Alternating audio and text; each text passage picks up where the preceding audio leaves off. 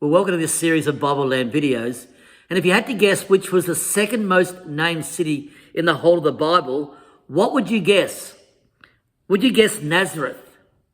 Maybe Capernaum, Shechem, Bethlehem? If you guessed any of those, you'd be wrong. If I told you that this second most mentioned city was mentioned 66 times compared to Jerusalem's 762, would that help you? Is it Jericho, you might ask? No. Close, but no. Jericho is the third most mentioned city. The answer is our subject for today, and it's the city of Bethel. So if Bethel is the second most mentioned city in the Bible, then we need to pay special attention to it. Bethel is mentioned in over 60 verses of the Bible, representing over 30 distinct stories and prophecies in 11 different books of the Old Testament. And how is Bethel first introduced to us? By no other than the man Abraham, the father of the faithful. How incredible is that?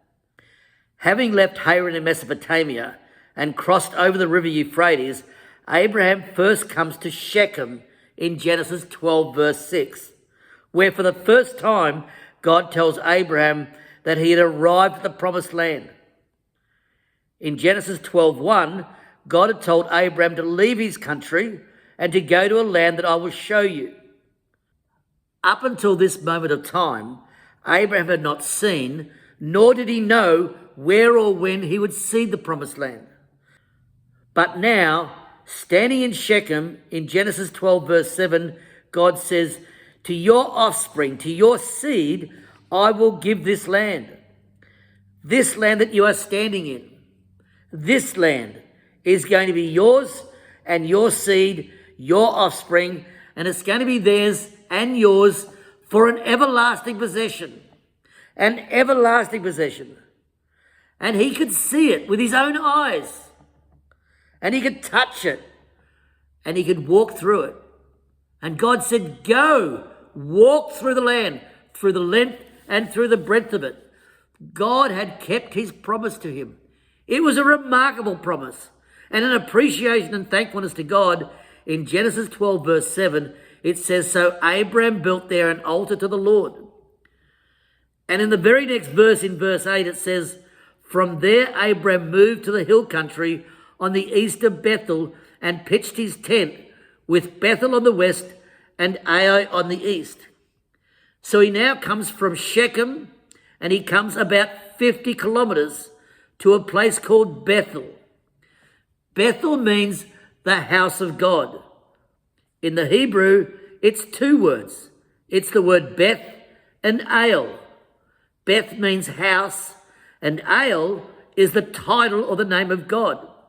But typically it is written as one word in English, so it's called Bethel. You know, if we think of a house, we think of a dwelling place, and that's what Bethel represents. It represents God's dwelling place among mankind, amongst us.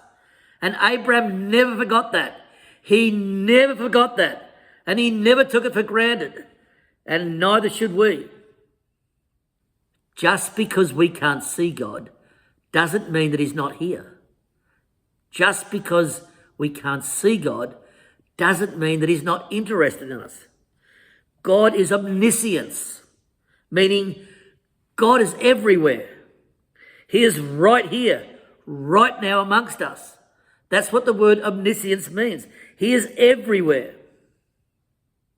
Bethel is a city about 16 kilometers north of Jerusalem and Mount Zion. Israel's central mountain region or hill country extends all the way down from the mountains of Lebanon in the north, right down past Jerusalem and to Hebron in the south. And these mountains rise especially sharply from the plains and the Mediterranean Sea into these hills into central Israel. This change is most notable to anyone that's driving from Tel Aviv to Jerusalem. Bethel is located in the southern part of the hill country of Samaria. This area has the highest mountains rising up to 3,000 feet. Today, Bethel is located within the boundaries of the West Bank. The West Bank was occupied by Jordan prior to the Six-Day War in June 1967 and is therefore primarily occupied by Arab and Palestinian peoples. In Jesus' times, Bethel was within the boundaries of Samaria and occupied mainly by Samaritans. Bethel was formerly known as Luz, as the reader is reminded 4 times in Genesis 28, 35, Joshua 18, and Judges 1. The city's name would have been Luz at the time of Abraham. Genesis 12 is using the more familiar name of Bethel to indicate that the patriarch Abraham had been at this place and that later on the patriarch Jacob met with God in this same place. Back in Genesis 12:8, we are told it's at Bethel that Abraham built an altar to the Lord and called upon the name of the Lord. Abraham never forgot. He never took for granted that God was present always in his life, nor did he ever forget the amazing promises that God had made to him and to his seed, to you and to me. And so he builds an altar and he offers a sacrifice and he calls on the name of the Lord there. After Abraham had fled to Egypt to escape a famine in the Holy Land, in Genesis 13 verses 3 to 4, he again returns to Bethel, to the same exact place he had been before. And once again he calls upon the name of the Lord. Abraham is always calling on and depending on God. He is such a great example to every one of us. And that is why he is called the Father of the Faithful. And it's from Bethel in Genesis 13 and verses 14 to 17 that God made that incredible promise to Abraham after he and Lot had separated due to the arguments and the troubles between their herdsmen. It was here at Bethel that God told Abraham to lift up your eyes and look from the place where you are northward and southward, eastward and westward. For all the land that you see I will give to you and to your offspring forever. Arise, walk through the length and the breadth of the land, for I will give it to you for an everlasting possession. Remember that Bethel is located in the southern part of the hill country of Samaria. This area has the higher mountains, more than 3,000 feet high. Abraham could see for miles in every direction. He could see all the way to Mount Gilboa and Mount Carmel in the north, to the mountains of Jerusalem in the south, to the Jordan Valley of the Jordanian mountains in the east, and to the Mediterranean Sea in the west. It was a monumental promise of land to Abraham that God had made.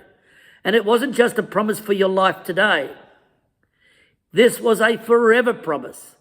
This was a promise that would be an everlasting promise given right here at Bethel. Years later, when Jacob was fleeing from the anger of his brother Esau, Genesis 28:19 tells us he stopped for the night at Bethel. In fact, it's as a result of what happened on that night and the impact that that night had on Jacob there that he called the name of the place Bethel, the house of God. Because it's at Bethel, the house of God, that Jacob had an incredible encounter with God in Genesis 28, verses 12 to 15, when he dreamt of a stairway to heaven with angels of God going up and down upon it and God at the very top of it, and where God told Jacob, I am the Lord, the God of Abraham your father and the God of Isaac. The land on which you lie, I will give to you and to your offspring. It was a promise that Jacob would never ever forget, even after being away from the promised land for over 20 years. You know, sometimes we get impatient, we get frustrated that things don't happen quick enough or fast enough for us. Abraham waited 30 years to have a son with Sarah, his wife, that God had promised before he left his family home in Ur. But Abraham believed God. He believed in God. He trusted in God. He had faith in him that he'd keep his promises. And God did. God did keep his promises. God always keeps his promises. And he will keep his promises for us too. After living in Haran in Mesopotamia for 20 years and marrying Leah and Rachel, Jacob returns to the promised land and lives in Shechem for a time, before moving to Bethel, where he and his family settle in Genesis 35, verses 1 to 15. And it was here at Bethel that Jacob had his name changed from Jacob to Israel. There are just so many monumental events and promises that happened or were given right here at Bethel. In 597 BC, in 597 years before Christ, the Babylonians destroyed Bethel in their second invasion before utterly destroying Jerusalem and the temple 10 years later in 587 BC. If we put together the key stories and events involving Bethel, this is the picture that emerges. Bethel is mentioned 66 times in the Bible.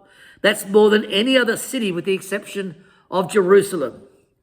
Bethel, the house of God, was a major and significant part in the lives of the patriarchs Abraham and Jacob, who both received promises from God concerning everlasting promises of family and possessions of land for themselves and for their offspring, right here in Bethel.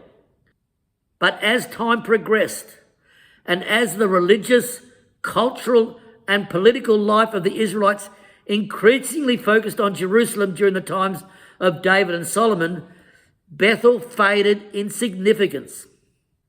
However, when the northern kingdom of Israel seceded, Bethel had a renaissance as it became one of two major centres of idol worship.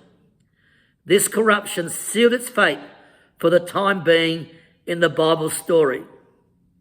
By the time of Jesus' birth, Bethel had completely faded away as a place of significant importance and is not mentioned anywhere in the New Testament at all. It is a sharp warning for every one of us not to forsake or to take for granted the things of God. God's blessings are incredible and his mercy and his grace are amazing, but only if we have faith, only if we have belief, and only if we trust in him. If not, we become like the people of Bethel, forgotten, just a memory. So may it be that the God of all the universe blesses each and every one of us on our journey of faith, hope, and love. May God's blessings be with you and go with you until we meet again. Amen.